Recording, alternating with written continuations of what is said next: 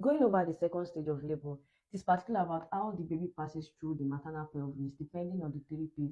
We have the power, the passenger, and the passage. The power is the forceful uterine contraction, the passenger is the fetus, and the passage is, of course, the bony maternal pelvis.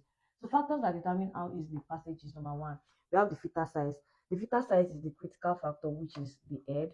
Number two, we have the fetal attitude. This refers to the way the fetal body is flexed.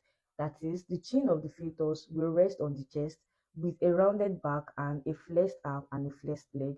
Number three, we have fetal position.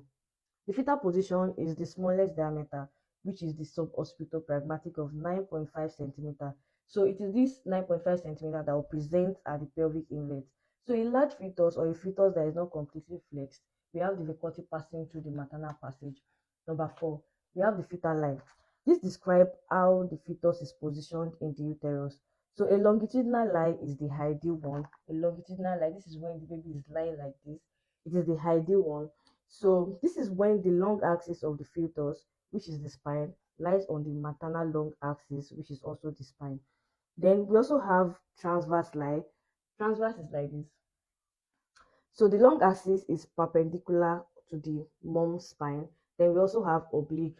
Oblique is like this. The baby lies obliquely in the uterus. Then we have fetal presentation.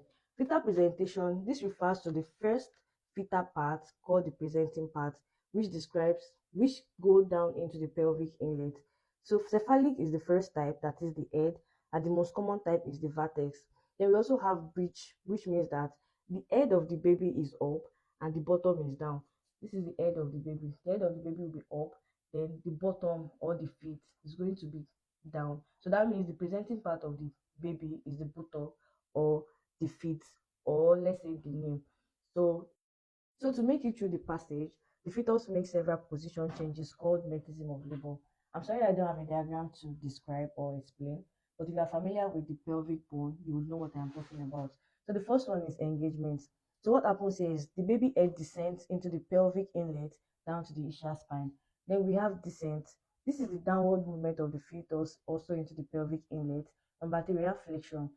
This is where the chin meets the chest. The baby folds so that the chin can meet the chest. Number four, we have internal rotation.